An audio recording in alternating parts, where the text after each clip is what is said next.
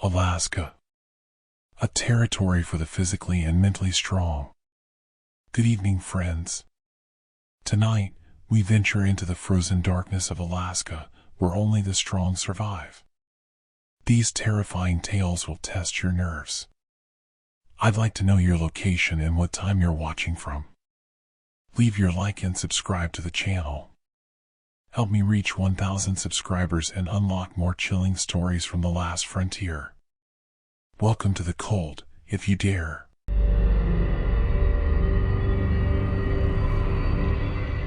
People who have never lived in rural Alaska don't understand what alone actually means.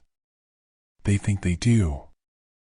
They use the word the way everyone uses it, to describe a quiet evening, an empty house, a weekend when the kids are at their grandmother's and the phone stops ringing and you pour yourself a glass of wine and feel pleasantly untethered from the obligations of being a person other people need. That's not alone. That's a vacation from company.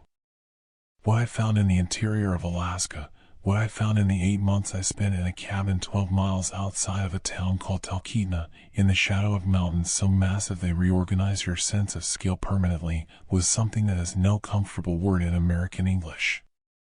Something that people who grew up in Phoenix or Charlotte or Indianapolis don't have a vocabulary for because nothing in their geography has ever required them to build one. Alaska is not for everyone. That's not a boast or a warning. It's just a geological fact. The land itself is a kind of test, and it does not grade on a curve, and it does not care whether you pass. I learned that slowly, across many months, in the way you learn things that cost you something. And I learned it most completely on the night my neighbor Miriam knocked on my door at 3 a.m. with bare feet in the snow and a look in her eyes that I will be trying to describe accurately for the rest of my life. I need to tell you who I was before any of this, because context matters and because I want you to understand that I was not a person who frightened easily. I was 38 years old. I had spent 11 years as a structural engineer for a mid-sized firm in Seattle, sitting in an open plan office under fluorescent lights, reviewing load calculations and attending meetings about meetings and eating the same 3 lunches from the same 2 places within walking distance of my building. I had a studio apartment in Capitol Hill, a gym membership I used inconsistently, a handful of friends I saw less and less as their lives organized themselves around marriages and children and the particular gravitational pull of having somewhere specific to be. My life was safe and competent and quietly suffocating, and when the remote work arrangement came through, full salary, flexible hours, 18 months minimum, I did what a certain kind of untethered, restless, mid-30s American man does when suddenly given permission to be elsewhere. I drove north until the road got serious. I found the cabin through a property management company out of Anchorage. It was a legitimate rental, insulated, heated, running water, satellite internet capable of handling video calls and file uploads without too much degradation. The listing described it as a genuine backcountry experience for the self-sufficient tenant. That phrase caught something in me. Self-sufficient. I wanted to be that. I wanted to earn that word in a place where it actually meant something. The nearest town of any real size was Wasilla, an hour south. Talkeetna itself, small, strange, deeply Alaskan, was 12 miles of dirt road in good conditions, significantly longer when the conditions were not good, which was most of the time between October and April. I arrived in late September, just early enough to watch the last of the color drain out of the landscape before winter settled in like a tenant who doesn't intend to leave until it's ready. The mountains were extraordinary. Denali on a clear day from the right angle was the kind of thing that makes you feel that every landscape you have ever considered beautiful was merely a rehearsal. I hiked. I worked. I cooked real meals for the first time in years and ate them in silence at a table by the window and watched the light change on the spruce trees and told myself, genuinely believed, that this was exactly what I had needed. The solitude was fine for the first 6 weeks. Better than fine, it was clarifying. Without the ambient noise of a social life, without the low-grade pressure of other people's opinions, I started to hear myself think in complete sentences again. I slept well. I woke up early and watched the mornings happen without rushing toward anything. I had forgotten, in 11 years of urban calendaring, that time could move at this pace, that a day could be long and quiet and still feel full. Then the dark came. Not darkness, I mean the dark, specifically, the particular quality of interior Alaskan night in November when the sun disappears before 4 in the afternoon and doesn't return until nearly 10 the next morning, and the temperature drops to 20 below zero and the forest outside your windows becomes a solid black mass that absorbs your porch light like it was never there. This is what nobody tells you about in the brochures, what the self-sufficiency fantasy doesn't prepare you for, not the cold, not the isolation, but the hours. The sheer volume of hours that exist between dusk and dawn in a place like this, with no bar to walk to, no neighbor whose light you can see from your window, nothing between you and the dark except glass and wood and the quality of your own character. I found out things about myself in those hours that I would have preferred not to know. I found out that I was the kind of person who starts talking to himself by week 3 of November. Not conversationally, not memorably, just small narrations of ongoing activity, the kind of thing you say to fill a room when there's nobody in it to fill it. I found out that the sound of my own footsteps on hardwood at 2 in the morning, in a house where no other footsteps should exist, is capable of frightening me in a way that nothing in Seattle ever had. I found out that loneliness is not a stable condition, it metabolizes, it changes form, it moves through phases the way grief does, and one of its later phases looks a lot like paranoia. Alaska is for the strong. I had been told this by 3 separate people before I left, and I have received it the way a man in good health receives warnings about things that happen to other people. By December, I understood what they had actually meant. They hadn't been talking about physical strength, the cold was manageable, the snow was manageable, the logistics of remote living were inconvenient but solvable. They were talking about the interior kind. The kind that holds its shape when there's nothing external pressing against it to give it definition. Miriam was 74 years old and had been alone in her cabin for longer than I had been alive. I want you to sit with that for a moment. She had arrived in central Alaska in her late 20s with a husband who died of a cardiac event during his second winter, and she had simply stayed. Not because she had nowhere else to go, she had a sister in Spokane, a daughter in Anchorage she spoke to weekly by phone. She stayed because, as she told me once over coffee in early October, the wilderness had gotten into the walls of her. She said it without drama, the way Alaskans say most things, flatly, accurately, with no interest in whether you found it romantic. It had gotten into the walls of her. She couldn't leave now any more than she could leave her own skeleton. Her cabin was maybe 300 meters from mine through the trees. Close, by local standards. We had an informal arrangement. She would leave a lantern lit on her porch when she was up and well, and I would do the same, and if one of us ever noticed the other's lantern missing for 2 consecutive nights, we would investigate. It was the kind of agreement that people in cities don't need to make and people out here make without ceremony, because the alternative is the kind of outcome nobody wants to eventually discover. She was a remarkable woman. Hard in the way that specific geography makes people hard, not mean, not cold, but dense, with a quality of compression, like someone who had spent decades removing everything that wasn't structurally necessary. She knew things about weather and wildlife and plant medicine that existed nowhere in any book I'd encountered. She told stories about this land with the authority of someone who had paid for every sentence of knowledge with years of physical presence. Being near her made me feel the thinness of my own experience in a way that was both humbling and, strangely, comforting. So when she knocked on my door at 3:07 in the morning on Wednesday in January, I know the time because I checked my phone immediately, the reflex of a man whose professional life had made him incapable of not knowing the time, when she stood on my porch in the 29 below darkness with bare feet on snow and no coat over her nightgown and a look on her face that I had no framework for. My first response was not fear. It was terror. Clean, immediate, animal terror, the kind that arrives before the brain has time to construct a narrative around it. Her feet were white. Not pale, white, the specific bloodless white of tissue that has been deprived of circulation for long enough that the deprivation is becoming irreversible. She was standing in the snow in bare feet and she was not reacting to it.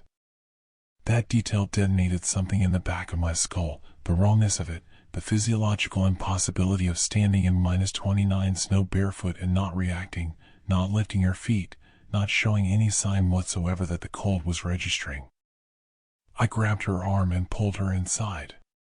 She came without resistance, which was its own brand of disturbing, because Miriam was not a woman who came anywhere without resistance. I sat her down by the wood stove and wrapped her feet in a wool blanket, and she let me do this with the passivity of a person who is somewhere else inside themselves. I made her drink hot water with honey because it was the first thing I could get into her quickly. I asked her what happened. I asked her twice before she answered. "There's something in the house," she said. "It's been in the closet for 2 days. Breathing." I will tell you what I wanted to do, which was believe she'd had a nightmare or a confusion episode or any of the several medical events that can occur in a 74-year-old woman living alone in extreme conditions.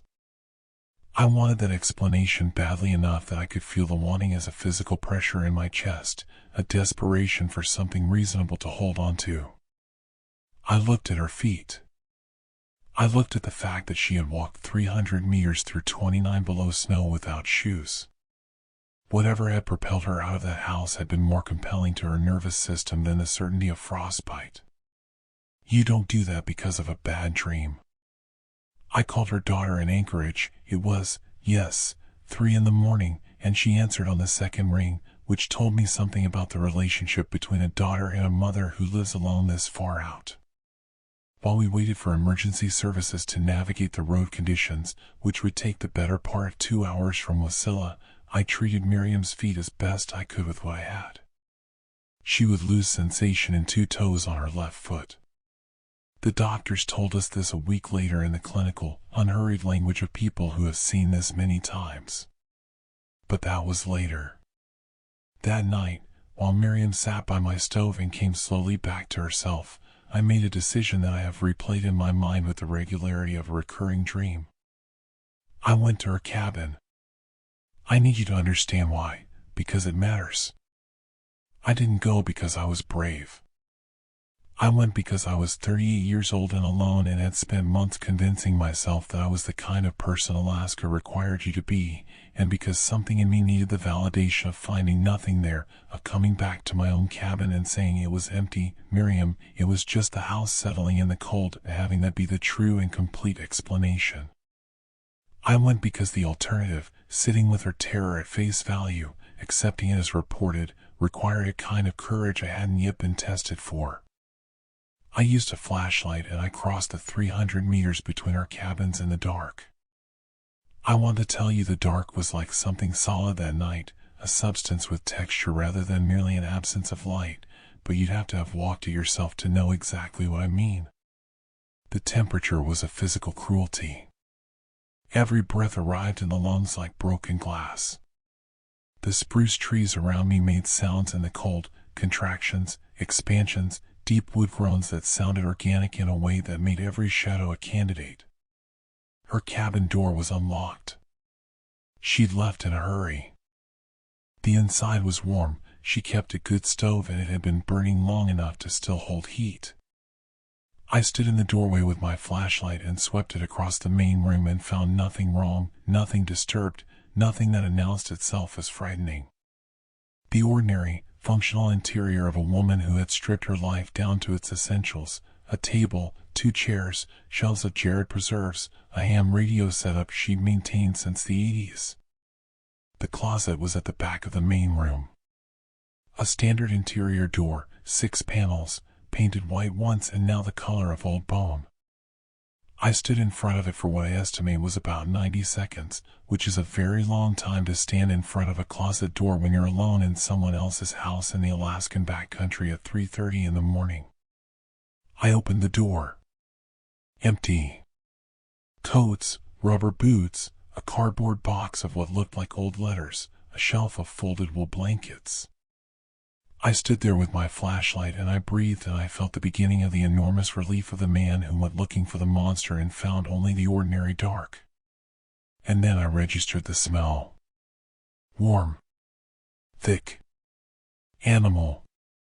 The specific biological warmth of a large living thing in an enclosed space, not a smell of decay but its opposite, the smell of something active and alive and generating heat. The closet was full of it. Not metaphorically full, physically, measurably warmer than the room around it, and the inside of the door, when I pressed my hand flat against the paint, was wet with condensation. The kind of condensation that forms when something with a significant body temperature has been occupying a small space for an extended period of time. I closed the door. I walked back to my cabin. I did not run, which I consider one of the 2 or 3 genuine acts of discipline I have performed in my adult life. I walked, with the flashlight pointed directly ahead of me, not sweeping left or right, not looking at the tree line, not acknowledging the sounds the forest was making on both sides of the path. I walked into my cabin and I locked the door and I sat down on the floor next to the stove and I stayed there until the ambulance arrived. I didn't tell anyone what I'd found in that closet. I told Miriam's daughter that her mother had experienced what appeared to be a dissociative episode, possibly stress-related, possibly early cognitive, and that she'd walked out of the house in an agitated state. I'm not proud of this. I told a version that was survivable, that had a container, that would allow a woman in Anchorage to process her fear about her elderly mother without also having to carry the weight of what I'd actually found. They took Miriam to a hospital in Anchorage. She spent 10 days there and then moved in with her daughter for the remainder of the winter. I spoke to her once by phone in February. She was warmer, she said. She was eating well. Her daughter's house was nice. She said the mountains there were smaller. Not like ours, she said, and the possessive hit me somewhere I wasn't prepared for.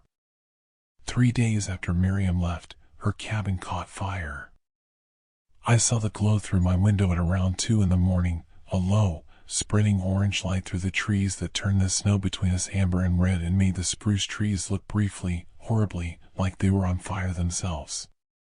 By the time I got there, the structure was already compromised.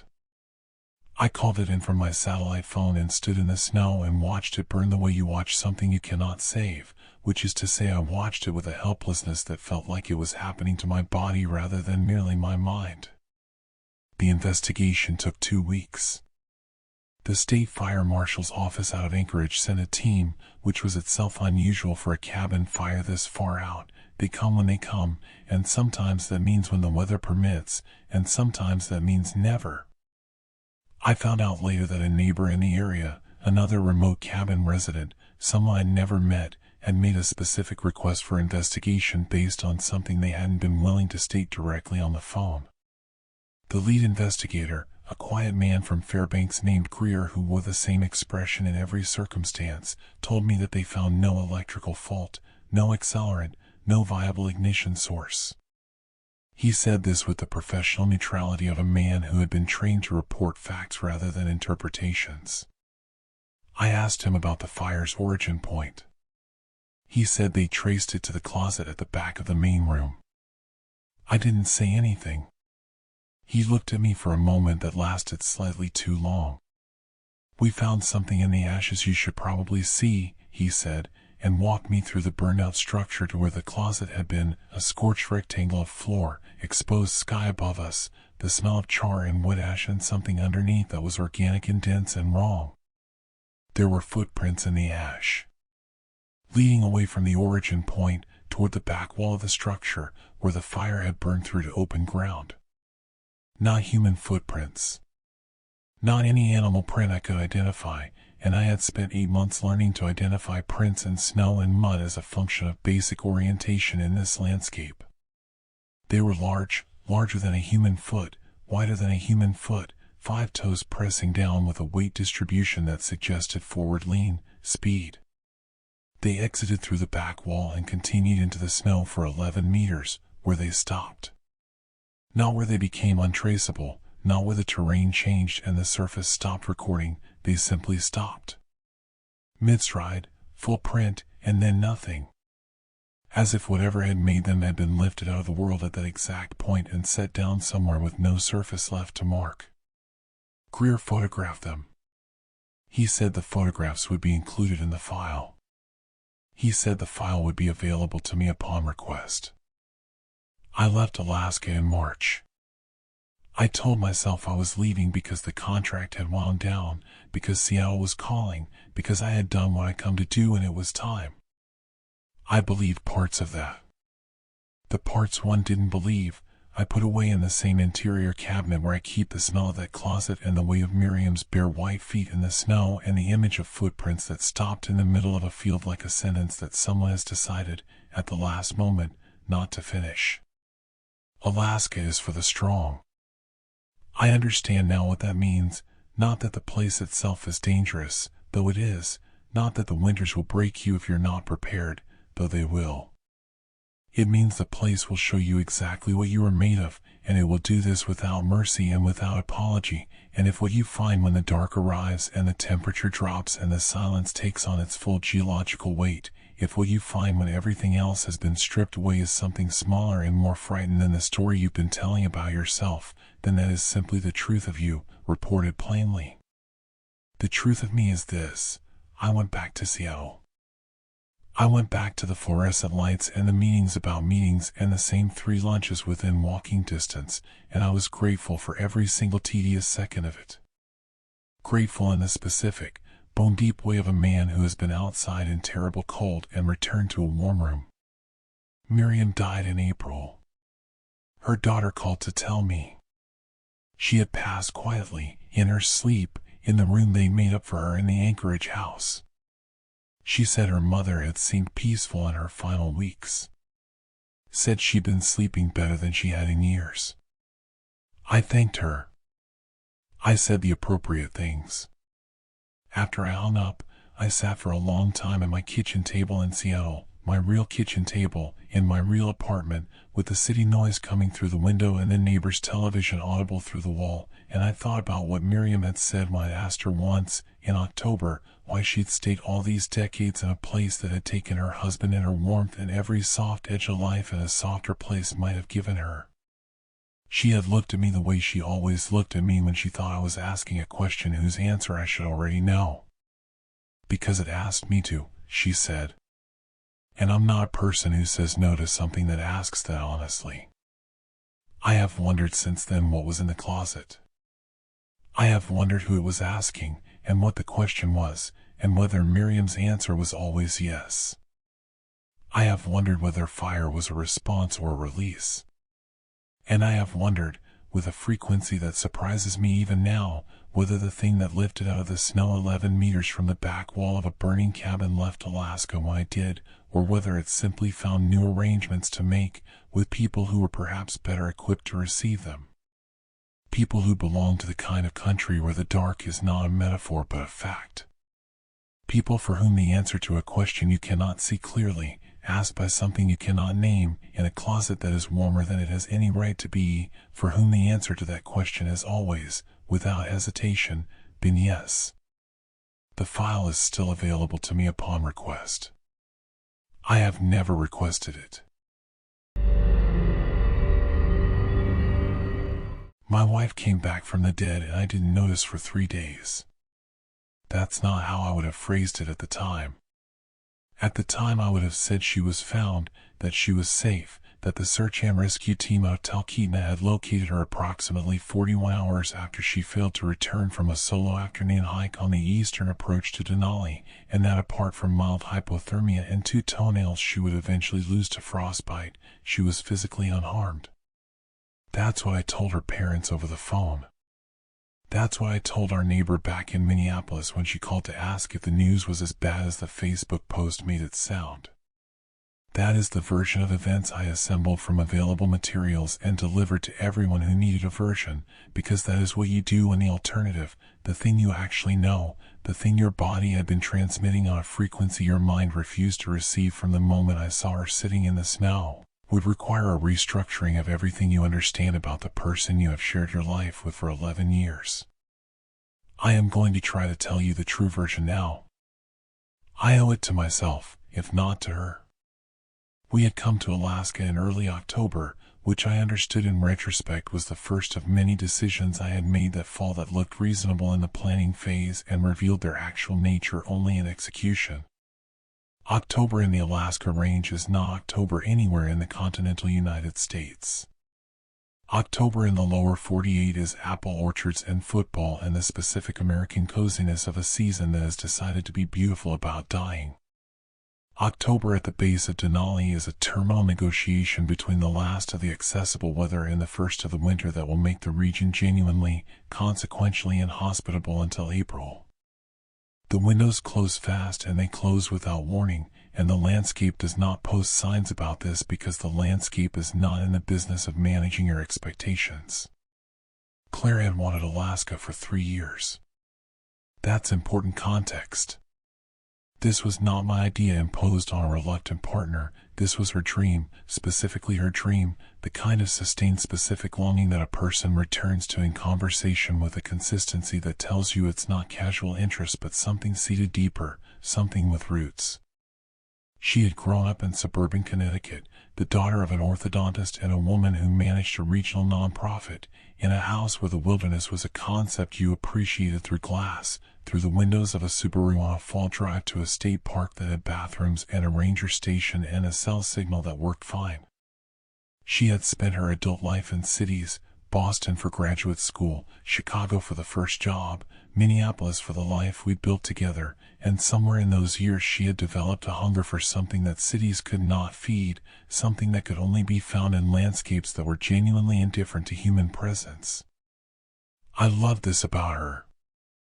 I want to be clear about that because what comes later can be misread as blame, and it isn't. I loved her restlessness, her appetite for things that cost something. It was one of the first things that had drawn me to her, that quality of reaching, of refusing to be fully satisfied by the comfortable and the available. I just didn't understand, until October in Alaska, that there are kinds of reaching that carry you somewhere you don't fully come back from.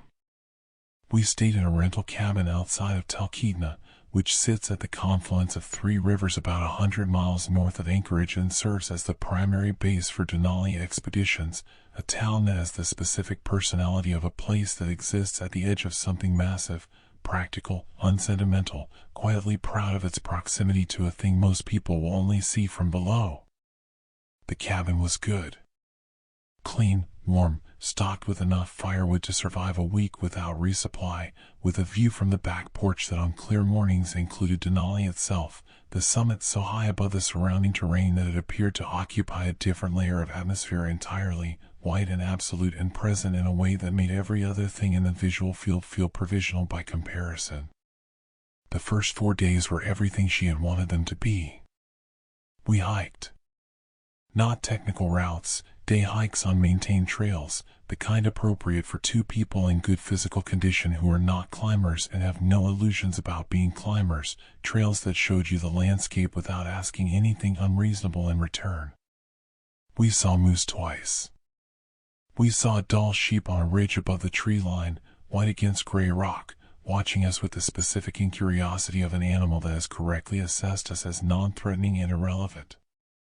We came back to the cabin in the evenings with the satisfied exhaustion of people who have used their bodies the way bodies were designed to be used, and we cooked real food and drank wine and sat on the porch in the cold watching the mountains change color as the light went, and I remember thinking, with the specific grateful clarity that only surfaces when something good is happening and you're present enough to register it, that she had been right. That this was worth it. That the cost of getting here, the logistics and the expense and the mild but persistent anxiety that Alaska had been generating in me since we landed in Anchorage, was small compared to the look on her face when she watched the sun leave Denali. On the 5th day she wanted to go out alone. I heard this differently than she intended it. She meant it as a personal thing. She wanted one morning of unmediated experience, without the companionship that, however welcome, filters everything through a second person's presence and responses. She wanted to be in the landscape without the social dimension of being in it with someone. I understood this intellectually. I had felt it myself on other trips, the desire to stand somewhere genuinely alone and let the place be itself without the interpretive layer of shared experience. What I heard underneath the reasonable request was a small, cold note of exclusion. Not hostile, she wasn't pushing me away, wasn't making a statement about us. But something in the specific phrasing she used, something in the direction her eyes went when she talked about it, toward the eastern approach, toward the longer trail that climbed above the tree line into exposed terrain she hadn't yet accessed, produced in me a sensation I didn't examine carefully enough at the time. A sensation of her already being somewhere I wasn't. She left at 9:15 in the morning. She had her pack, her water, her layers, her emergency whistle, her charged phone.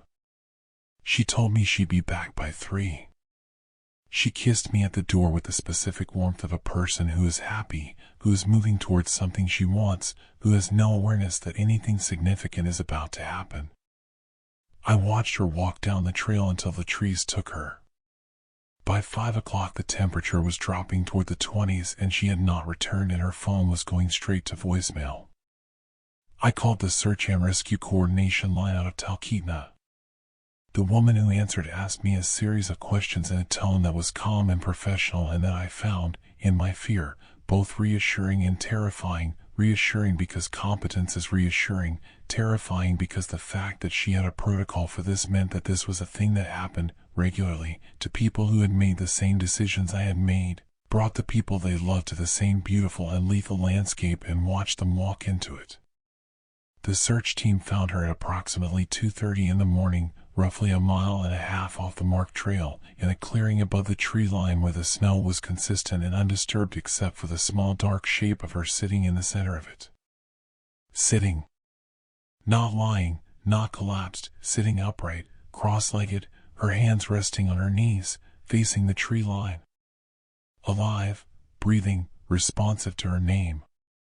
When the team lead reached her and touched her shoulder, she turned her head and looked at him with the calm, untroubled expression of someone who had been expecting company and was neither surprised nor particularly interested by its arrival. I got to the staging area in Talkeetna 40 minutes after they brought her in. She was wrapped in emergency blankets, drinking something warm from a cup, and she looked at me when I came through the door with an expression I have spent 2 years trying to accurately describe and keep failing. It wasn't the expression of a person who has been frightened and is relieved.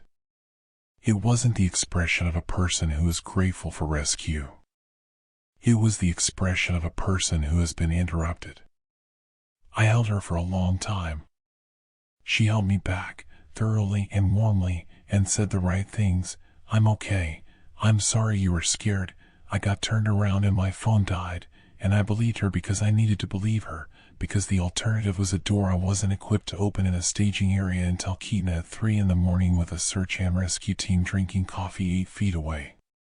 We drove back to the cabin in silence that I filled with the internal noise of relief, the way relief really sounds when it's genuine, chaotic and physical, a full-body recalibration from the frequency of acute fear to something bearable. She looked out the passenger window at the dark. I didn't ask her anything that night. I told myself there was time, that the questions could wait until she'd slept, until the hypothermia protocol was complete, until we were in daylight and warmth and the ordinary context of a morning. The questions could wait. I should have asked them that night. The next morning she was herself, or performing herself with sufficient accuracy that I accepted the performance without examination. She was warm, she was present, she made coffee, she apologized again for the scare with the specific, slightly self-deprecating register she used when she felt she'd been unreasonable, the register I knew so well from 11 years of small negotiations and recoveries. We sat at the kitchen table and she held her mug in both hands and looked out the window at the mountains, and I watched her face for whatever I was looking for and found, or chose to find, nothing alarming. I asked her what happened. She said she lost the trail. She said her phone died faster than expected in the cold, which is true, batteries lose capacity rapidly in sub-freezing temperatures. This is a fact I have verified several times since, as if verification provides retroactive comfort. She said she found the clearing and decided to stay put rather than attempt navigation in deteriorating light, which is the correct decision, the decision that every wilderness safety guide instructs you to make. She said she was fine. She said she was sorry. She looked at me with clear eyes and said all of this, and I received it and filed it and told myself the story was complete. Then she said, someone was calling your name all night. She said it the same way she'd said the rest of it, level, unhurried, with the matter-of-fact tone of reporting something she had observed and found notable but not particularly distressing. The way you'd mentioned that it was colder than the forecast predicted, or that a neighbor's dog had been in your yard again.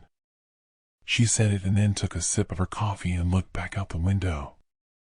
I sat across from her and I felt the floor of every reasonable explanation I had been standing on since the staging area perform a slow, decisive tilt. What do you mean? I said. My voice was steady. I was proud of that, in the moment. Out there.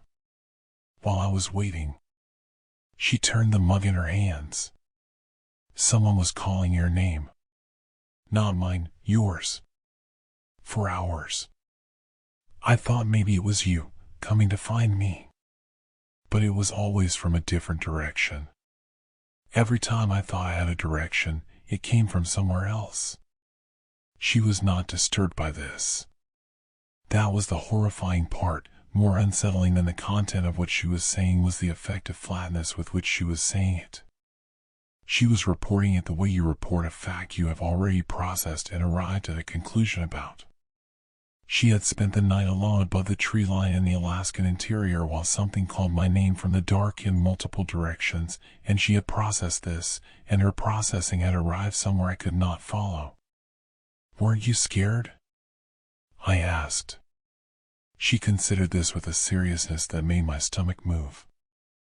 I wanted to see who it was, she said finally. I kept almost going. I almost went every time it called. She turned back to the window. I'm glad I stayed, she said.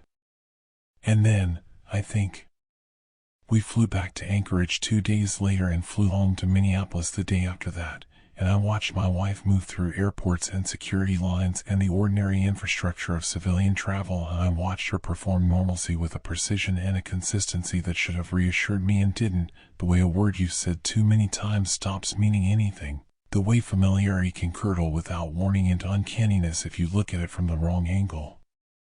It was the I think that I couldn't put down. I think I'm glad I stayed. 11 years I had known this woman. I knew the complete inventory of her hesitations and her certainties.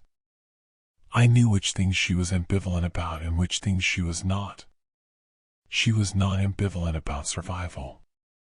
She was not a person who applied I think to the question of whether she was glad to be alive.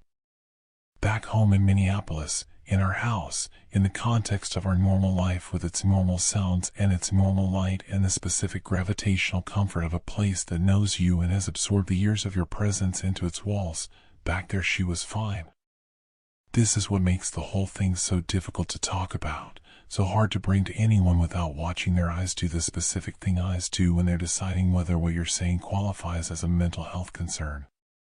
She was completely, functionally, behaviorally fine.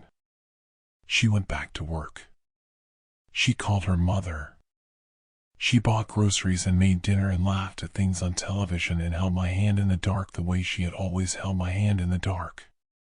The only difference, the single deviation from the version of her I had known before Alaska, was the names.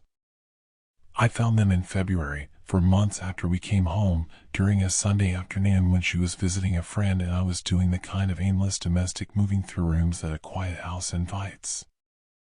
I was in the bedroom, changing the sheets, when I moved her nightstand to vacuum behind it and found the notebook. It was a small notebook, the kind you can buy at any drugstore, spiral-bound with a cardboard cover. I had seen it before, she kept it on her nightstand and I had assumed, without examining the assumption that it was the journal she maintained irregularly, the practice she'd started and abandoned several times over the years. I opened it because I was already holding it, because the context of being alone in the house made the privacy calculus feel different, because some part of me that was smarter than the rest of me had been waiting for months for something it recognized and had just recognized it. The pages were full of names. Not journal entries. Not sentences or reflections or any of the narrative content I'd associated with her journaling. Just names, listed in columns, filling the pages from margin to margin in her handwriting. Hundreds of names, maybe more, the counting made difficult by how densely they were packed, how many pages were covered. Some names I recognized, common names, names that belonged to people we knew, family members, colleagues. Most I didn't recognize at all. Men's names and women's names and names that might have been either, names that looked like they might be from other languages, other alphabets transliterated into Latin letters with an approximation that suggested translation rather than origin. And through all of them, repeated with an irregularity that suggested it was not a list item but a reference point, appearing at the top of some pages and the bottom of others and occasionally in the middle of a column for no apparent organizational reason. My name. My name, threaded through hundreds of other names, recurring without pattern, written in her handwriting. I sat on the edge of the bed for a long time. I sat there and I thought about a clearing above the tree line in the Alaska range, about a woman sitting cross-legged in the snow at 2 a.m. with her hands on her knees, facing the forest. About how the search and rescue team had said she was responsive when they found her, that she had looked up when they arrived. About the expression on her face when I came through the door at the staging area. About I wanted to see who it was. About I thought about the fact that whatever had been calling my name in the dark, calling it from multiple directions through a night that lasted 8 hours at that latitude in October, calling it with enough consistency and persistence that my wife, who is not a credulous person, who approaches the world with the calibrated skepticism of someone trained in evidence-based research, who would be the last person I would expect to report a supernatural experience with a straight face, had spent the night almost going toward it, had spent 8 hours alone in the snow actively wanting to follow a voice calling my name into the trees. That this thing had called my name and my wife had almost answered. I thought about what that might mean. What it might have been doing with my name. Why it might have needed it. Whether there is a category of thing in the world, in the specific dark of that specific landscape, in the interior of Alaska where the winter nights are long and the wilderness is genuinely ancient and the line between the explicable and the inexplicable is maintained by a collective agreement that this is what civilization is for, whether there is a category of thing that collects names the way my wife had been, in a notebook on her nightstand, in columns, in the dark. I closed the notebook. I put it back exactly where I had found it. I moved the nightstand back. I finished making the bed. She came home that evening with takeout from the Thai place we both liked and a story about her friend's renovation disaster that made me laugh in the right places, and we ate at the kitchen table and watched something on television and went to bed. She read for a while on her side of the bed and I lay in the dark looking at the ceiling and listened to the ordinary sounds of our house in a Minneapolis winter and told myself all the reasonable things, that she had been through a frightening experience and people process frightening experiences in ways that don't always map onto normal behavior, that the names could have a dozen explanations I hadn't thought of, that she was fine, that I was catastrophizing, that the mind will construct a horror narrative from insufficient materials if you give it enough fear to work with. I told myself all of this and I lay there in the dark and I listened. Because that is the thing I have not told anyone, the part of this that I have no reasonable explanation for, the part that sits in me like a stone I have learned to carry without examining. Since October, since the night she spent alone above the tree line, since she came back to me with mild hypothermia and 2 toenails she would lose and that expression I still can't name, since then, I have heard my name. Not often. Not every night. But in the specific depth of a Midwestern winter, when the temperature drops far enough that the city goes quiet in that particular way, when the wind comes from a direction that carries nothing human in it, on those nights, sometimes, in the space between waking and sleep, I hear it. My name. From no direction I can identify. From what sounds like multiple directions, shifting each time I try to locate it. My wife is asleep beside me when it happens. Her breathing is even. Her face is at peace. I have not woken her to tell her what I'm hearing. I'm not sure she would be surprised. I'm not sure, which is the thing that sits deepest in me, that she isn't the one listening for it. I moved my family to Juneau because I thought I was saving us. That's the part that still keeps me up at night, not what happened in that house, not what my son saw at the edge of the trees, not even the names on the wall. What keeps me awake is the fact that I made a deliberate choice to uproot my wife and my 6-year-old boy from our comfortable, boring, perfectly safe life in Columbus, Ohio, and drag them to a place where the nearest hospital was a 40-minute drive on roads that turned to black ice before Thanksgiving. I did that. I made that call. I told Sarah it would be good for us. I said things like we need space to breathe and Noah needs to grow up somewhere real and this is a once-in-a-lifetime opportunity. I said all of that while she looked at me across our kitchen table with that expression she has, the one where she's already calculated every possible way something can go wrong and is just waiting for me to catch up. She came anyway. That's what I can't forgive myself for. She trusted me. The position was a remote environmental consulting contract with a land management firm operating out of Juneau. Good money. Better than good, it was the kind of number that makes a man in his mid-30s with a mortgage and a car payment and a kid who's going to need braces feel like he's finally getting ahead of something. We'd rent a house for the summer, June through August, and I'd work out of a small office in downtown Juneau 4 days a week and from home on Fridays. It sounded manageable. It sounded reasonable. It sounded like a plan.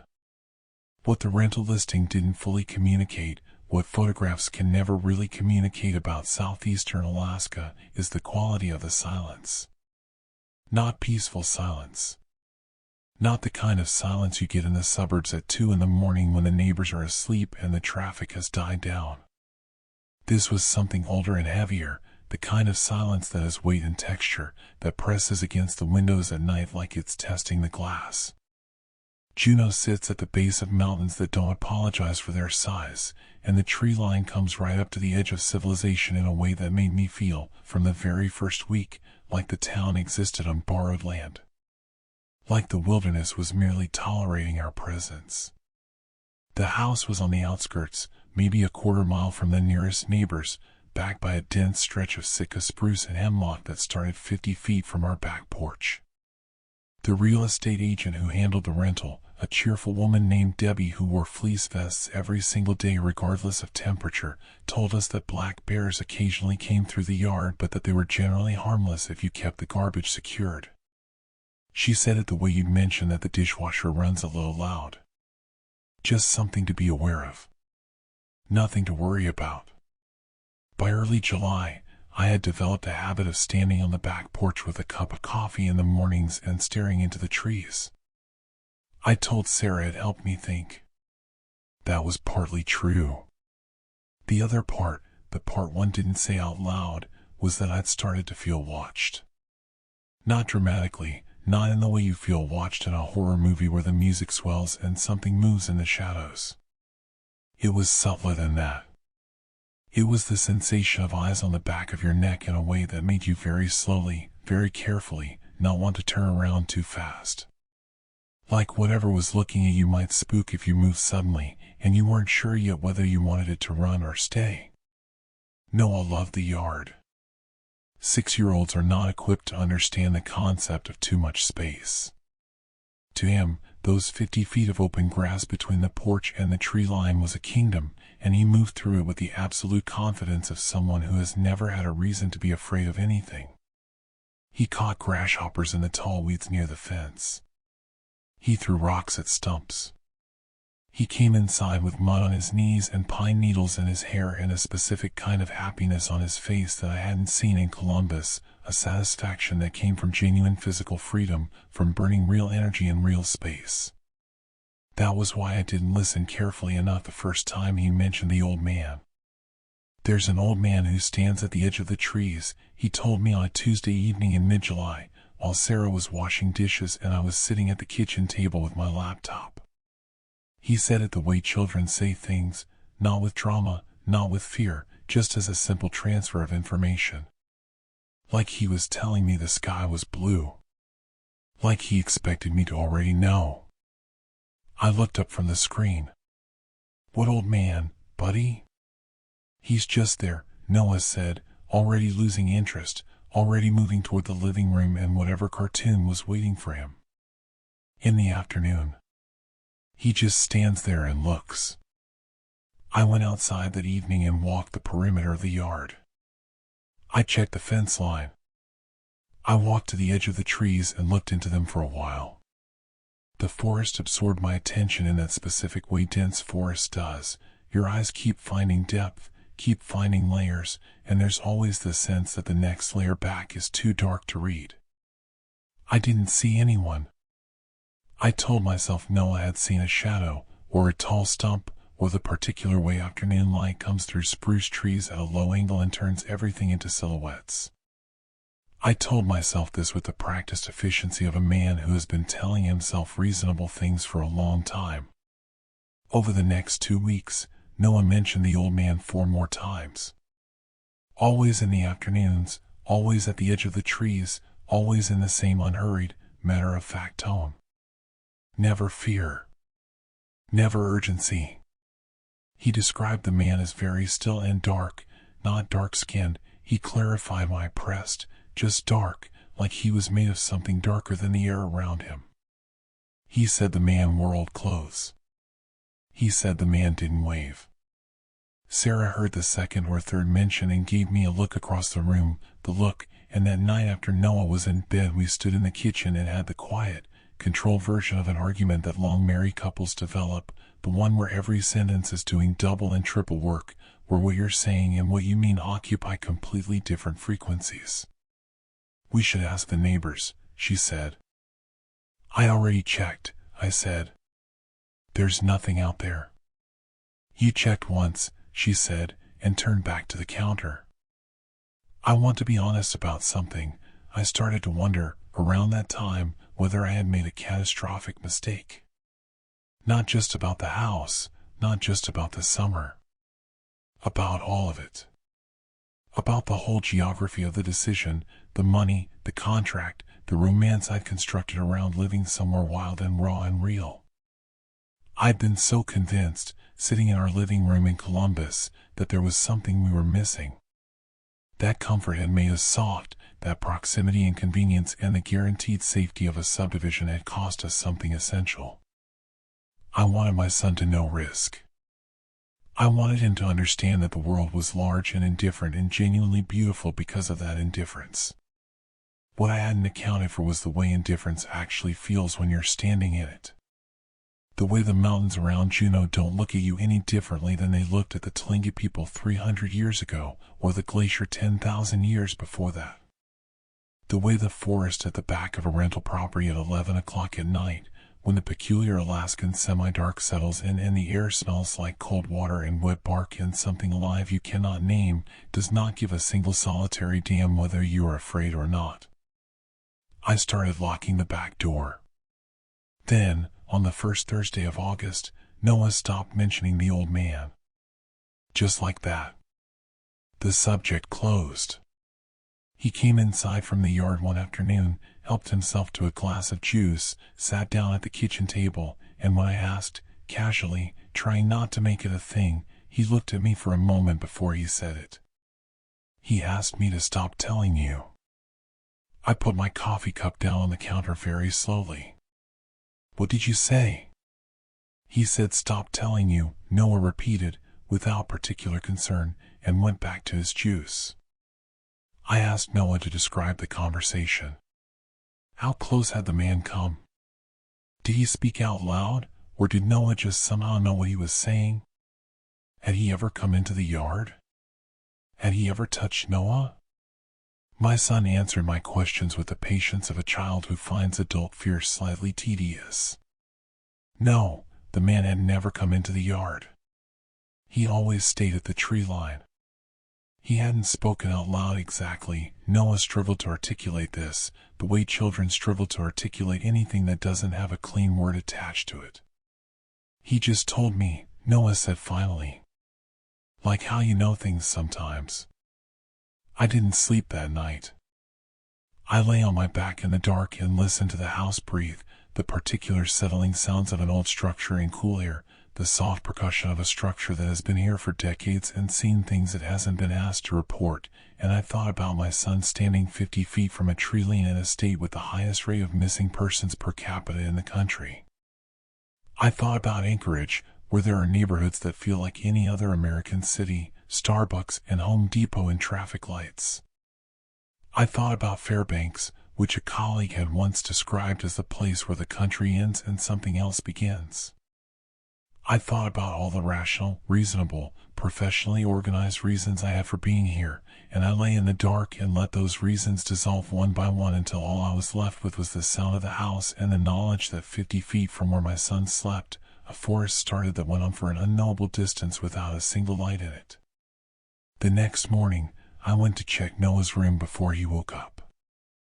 I don't know exactly what I was looking for. I think I just wanted to see him, verify him, confirm with my own eyes that he was exactly where he was supposed to be, undisturbed, whole. I walked in quietly, and he was sleeping, and I noticed that his armoire, a heavy wooden thing that came with the rental, dark oak, smelling faintly of cedar and something older, had been moved slightly away from the wall. Not much. 3-4 inches. Just enough. I don't know why I looked behind it. Some instinct I'm not proud of, some crawling sensation in the base of my sternum that said look behind the thing you don't want to look behind. I moved the armoire the rest of the way from the wall. The names were written in pencil. Dozens of them, arranged in no particular pattern I could immediately identify, covering the entire section of wall the armoire had been concealing. Some were written large, some were small, some were cramped and crowded into spaces between other names like they'd been added later, like someone had run out of room but couldn't stop. The handwriting was a child's, uneven letters, the particular inconsistency of a hand that hasn't yet learned its own habit. Some of the letters were reversed. Some names were incomplete. Beside each name, a date. I am not going to reproduce all the names here. I'm not going to do that. But I will tell you that the earliest date I found was 1887. And I will tell you that the most recent date was written in ink that was still slightly smudged when I touched it. July 14th of that summer. 3 weeks before we moved in. I took photographs. I called Sarah into the room and we stood together looking at the wall, and she held my arm very tightly and neither of us said anything for a long time. We had Noah sleep in our room that night, and I pushed the armoire back against the wall, and I sat at the kitchen table until 4 in the morning trying to find rental records, trying to find previous occupants, trying to find anything that would give this a scaffolding of the explainable. I found very little. The house had had multiple short-term tenants over the past decade. Debbie, the Fleece Vest agent, told me in an email that she wasn't aware of any issues with the property. She asked if everything was okay with our stay. I did not know how to answer that question. We left 4 days early. I told the rental company there was a family emergency and forfeited the last week's payment, and I put my wife and my son in our rented Subaru and drove the rain-slicked road through downtown Juneau without looking at anything except the pavement in front of me. Sarah didn't ask me to explain. She sat in the passenger seat with her hands folded in her lap and watched the mountains go past the window. Noah sat in the back and looked at his tablet and ate goldfish crackers and was completely, entirely fine. On the ferry from Juneau to Bellingham, I stood on the deck alone while Sarah and Noah slept in the cabin below, and I looked out at the Alexander archipelago, the islands dark and massive in the gray water, the kind of landscape that reminds you how recently human beings were genuinely prey, and I let myself feel, for the first time, the full weight of what I'd done by bringing my family there. What I'd been chasing. What I'd been willing to risk to chase it. I had wanted something real. Something with consequence. I had wanted to look at my life and feel that it mattered, that it was touching something larger than a mortgage and a performance review. And the terrifying thing, the thing I still can't entirely articulate to Sarah, the thing I work around in therapy every Thursday afternoon in Columbus, is that I got exactly what I asked for. I got something real. I just had no idea what real actually weighed until I was holding it. The photographs I took of the wall are on my phone. I've looked at them hundreds of times. I've run the dates through search after search, looking for patterns, looking for disappearances, looking for anything that would let me categorize what I found and file it somewhere mental that doesn't wake me up at 3 in the morning. I haven't found anything conclusive. I may never find anything conclusive. That's something I've had to make a kind of peace with, the way you make peace with chronic pain, not by resolving it but by learning the shape of it well enough to move around it. But there is one thing I have not told Sarah. One detail I haven't been able to bring myself to include in the version of events we've told together. When I moved the armoire back against the wall that morning, before I woke Sarah, before I spent 30 seconds deciding whether to tell her what I'd found, I ran my finger along the bottom edge of the penciled names one more time. I was looking at the dates. I was trying to make a timeline. And in the lower left corner of the hidden section of wall, nearly flush with the baseboard, written in the smallest hand of all, so small I almost missed it, so small it might have been meant to be missed. Our last name.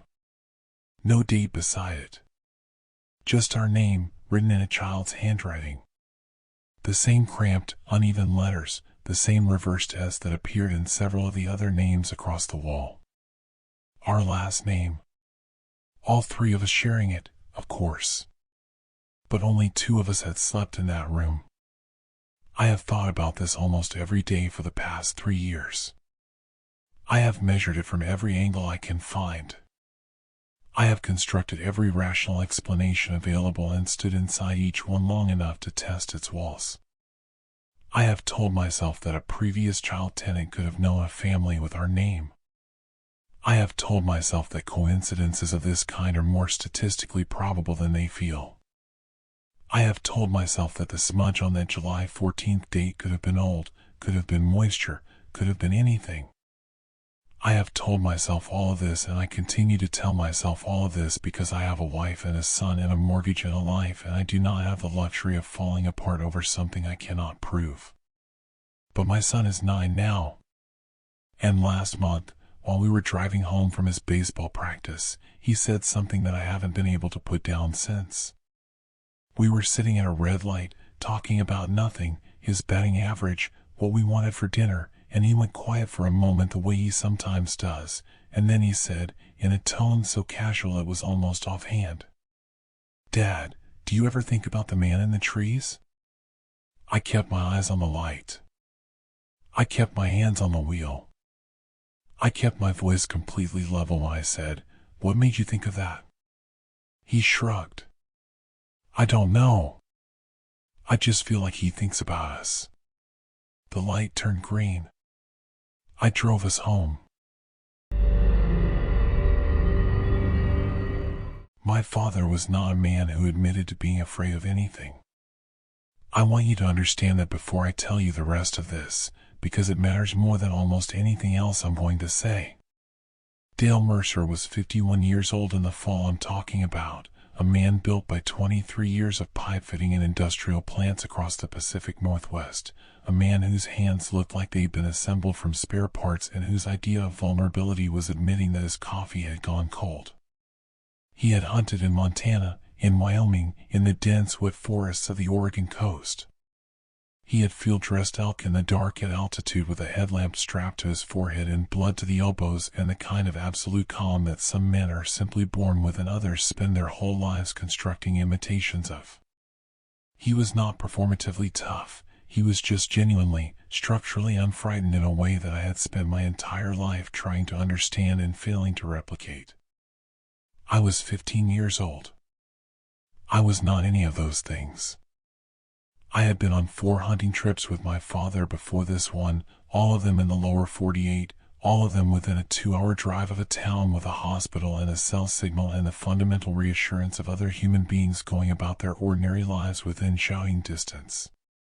Those trips had taught me how to field strip a rifle, how to read wind direction, how to move through brush without announcing myself, and how to sit in complete silence for hours at a time, a skill that sounds simple until you actually try it, until you understand that silence is not an absence of action but a discipline, a sustained effort that requires the whole body to agree to stop insisting on itself.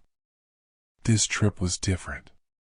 My father had been talking about Alaska for as long as I could remember, not the Alaska of Anchorage or Juneau, not the parts of the state that had Costco's and traffic lights and the thin veneer of lower 48 civilization stretched across them, but the real interior, the genuinely unreachable parts.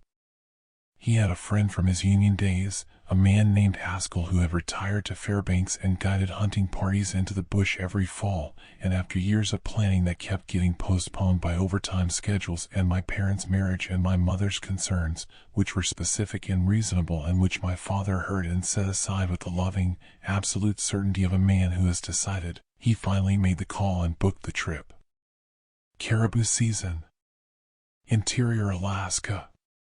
5 days, 2 men, a canvas wall tent, a propane stove, and Haskell's float plane depositing us on the bank of a river I couldn't find on any consumer map I've ever looked at.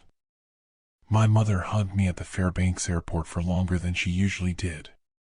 She smelled like the fabric softener she'd used my whole life, the specific domestic smell of home and safety and the ordinary American life I was temporarily exiting. I remember thinking, in the way that 15-year-olds think, at the surface, quickly, without real depth, that she was being dramatic. I remember the particular impatience of a boy who does not yet understand what he might be worth to someone who loves him. I was so young. That is the thing that undoes me when I remember this. I was so terrifyingly young.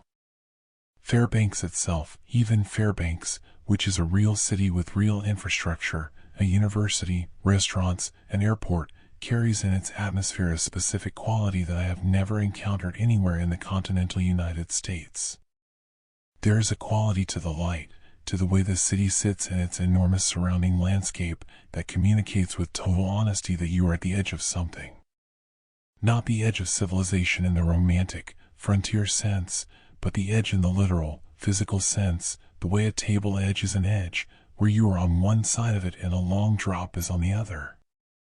We spent one night in a hotel near the airport and I lay in my bed listening to the wind outside and felt for the first time a sensation that I didn't have language for at 15 but that I understand now as smallness.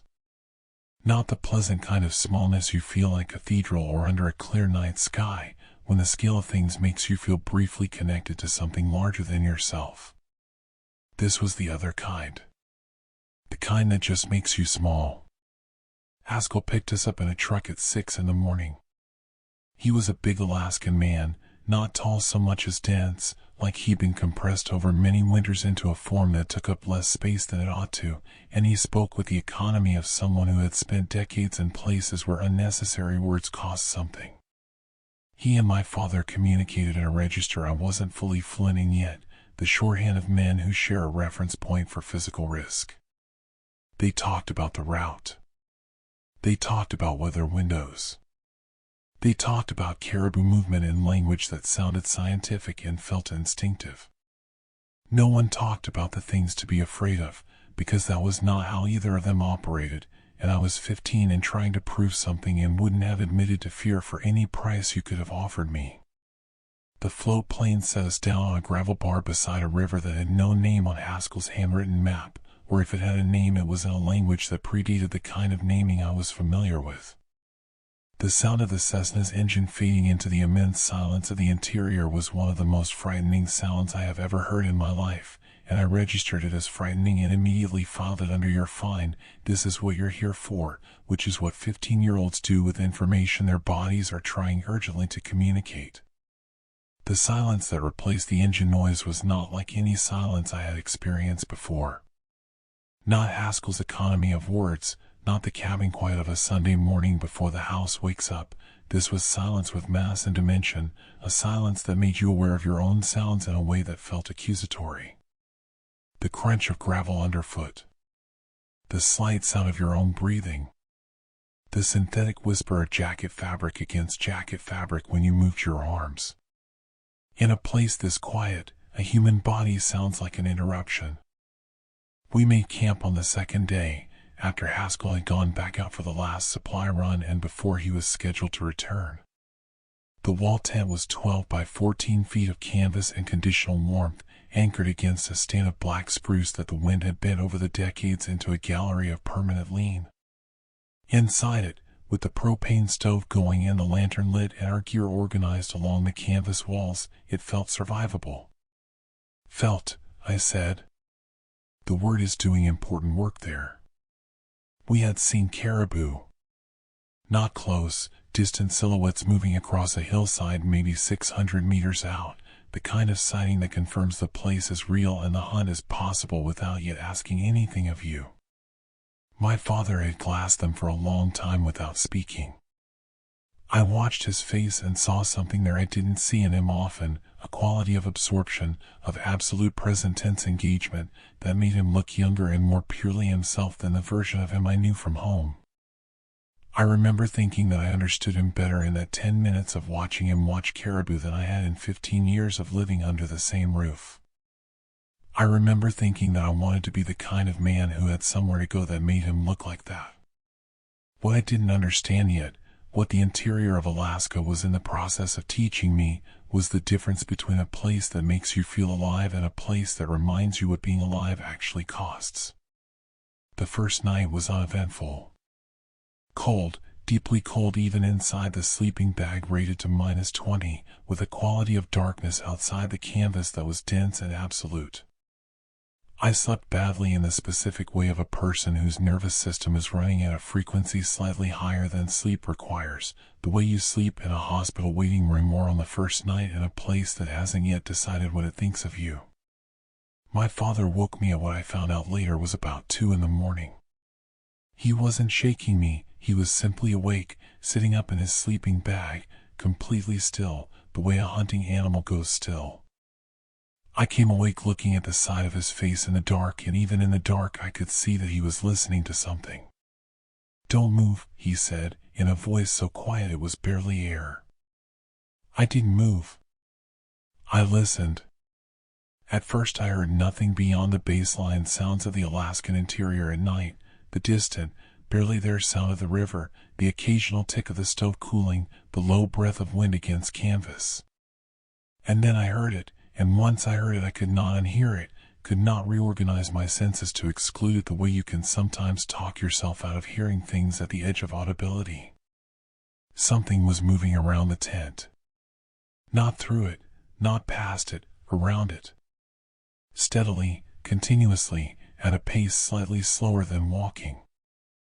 I say moving and I want to be precise about what I mean, not footsteps, not the irregular sound of an animal navigating terrain, but a continuous sound, rhythmic and even and low to the ground, like something being dragged or like something locomoting in a way that was not upright, not using the normal geometry of a vertical body moving on 2 feet or 4. Something moving at ground level, distributing weight across a surface in a way that made a consistent sound, and it was circling, making the complete circuit of the tent perimeter and then beginning again. I want you to feel that. I want you to transport yourself into that canvas tent in the interior of Alaska at 2 in the morning at 15 years old and feel what it is to lie completely still in the dark and listen to something circle you. Not approach you, not pass you, circle you. With the methodical, unhurried rhythm of something that is not confused about what it's doing. My father did not speak. I watched his silhouette in the darkness, and I waited for him to do something, to take a clear and decisive action that would explain and resolve what we were hearing, because that was what he had always done in my experience: moved toward the thing that needed addressing, addressed it, and moved on. He did not move. He sat in his sleeping bag and he listened, and the fact that he was not moving was more frightening to me than anything I have heard or seen before or since. Whatever it was, it circled us for what I believe was somewhere between 20 minutes and an hour, though time in that kind of fear does not run at the speed of clocks. It circled us and then it stopped. Not moved away, stopped. On one side of the tent, close enough that I was aware of proximity without being able to define it, the sound simply ceased. And in the silence that followed, I became aware of another sound that I had not noticed while the circling was happening, because the circling had taken all my attention. Breathing. Not mine. Not my father's. I knew the sound of my father's breathing. This was slower and deeper and had a quality I'm going to describe as wet, though I understand how that sounds. I understand the way that word sits in a sentence, and I'm using it anyway because it is the accurate word. Slow, deep, wet breathing, 3 or 4 feet from the canvas wall beside my sleeping bag, and between each exhale a silence that felt like consideration, like a pause in the middle of a decision that had not yet been made. I looked at my father. In the dark I could see that he was looking at the wall of the tent, at the specific spot closest to the sound. His rifle was within reach. He did not pick it up. I have thought about that for 30 years. He did not pick up the rifle. My father, the man who field-dressed elk at altitude with the calm of someone completing a routine task, sat in his sleeping bag with his rifle within reach and chose not to pick it up. And I understood, in the pre-articulate way that bodies understand things that minds don't yet have language for, that whatever was on the other side of that canvas was something he had assessed and categorized as beyond the scope of what a rifle was designed to address. The breathing stopped with the same abruptness as the circling. Present, and then not present. No retreat, no diminishment, no sound of departure. It simply wasn't there anymore, the way a light is not there when you flip the switch. And the silence that replaced it was identical to the silence that had been there before it started, which was somehow more unsettling than if the silence had been different, had been marked or changed in some way by what had just occupied it. Neither of us spoke for the rest of the night. I don't know if my father slept. I did not sleep. In the morning, the flat, gray, reluctant morning of an interior Alaska October, light arriving without warmth or ceremony, we came out of the tent and stood in the cold and looked at the ground. The marks were there. Around the complete perimeter of the tent, without interruption, without the irregularity that would have indicated a large animal moving on multiple limbs. They were continuous, paired impressions in the soft ground, hands and knees, the unmistakable human geometry of hands and knees, pressed into the earth with a depth and spacing that suggested something large, heavier than a man, moving steadily and with apparent purpose. The knees had left deep oval depressions. The hands had left prints broader than my father's hands, broader than any hands I have ever placed mine beside. The fingers were pressed together, not spread. This is the detail that has stayed with me most cleanly across 30 years, the detail that surfaces without invitation in the specific quiet of 3 in the morning when the house is dark and the family is asleep. The fingers were pressed together, not spread, like a person trying to minimize contact with the ground. Like something being careful. The marks went around the tent twice. I counted the complete circuits and the impressions. Twice around, and then they led to the side of the tent closest to my sleeping bag, and there they deepened, knees and hands both pressing harder into the soil, the kind of depth that comes from stopping, from bearing weight at rest, and then nothing. No trail leading away. No continuation in any direction. As if whatever had knelt there in the dark, 3 feet from the canvas wall beside my sleeping bag, had been removed from the landscape rather than departing from it. My father stood over those marks for a long time. I stood beside him and I waited for the explanation, the flat practical framing he had applied to every frightening thing I had ever brought to him. He said nothing. He walked back to the tent and began to break camp with a quiet efficiency that had none of his usual deliberateness, a pace that was just slightly, just measurably, faster than his normal pace. We didn't speak about what we had seen until we were back in Fairbanks, sitting in the same hotel restaurant where we'd eaten breakfast 2 days before, and even then it was brief, and even then it was partial, and even then I had the sense that what he was telling me was the version he had decided I was permitted to carry.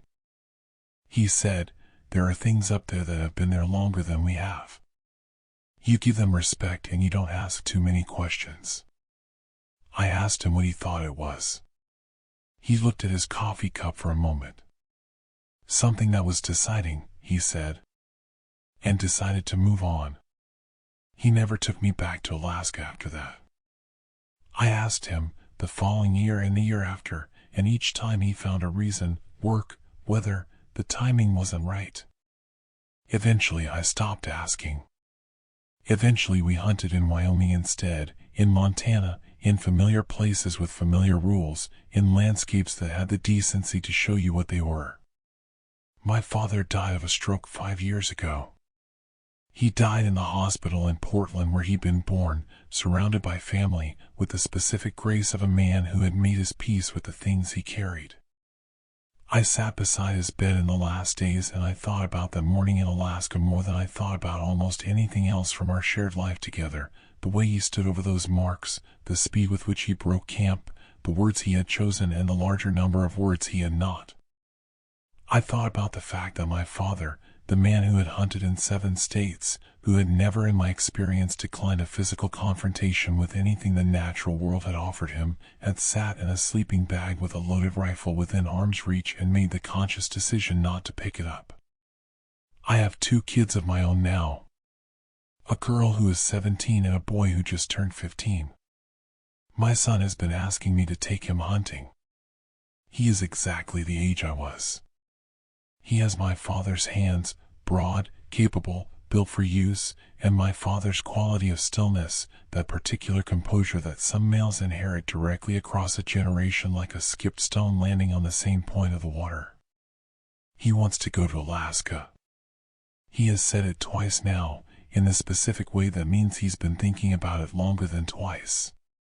He's read about caribou country in the interior, about the rivers that don't have names on consumer maps, about the vast unmediated reality of a landscape that has no opinion about whether you return from it or not. His eyes have the particular light of someone who does not yet understand the difference between a place that makes you feel alive and a place that shows you what alive actually costs. I have not said yes.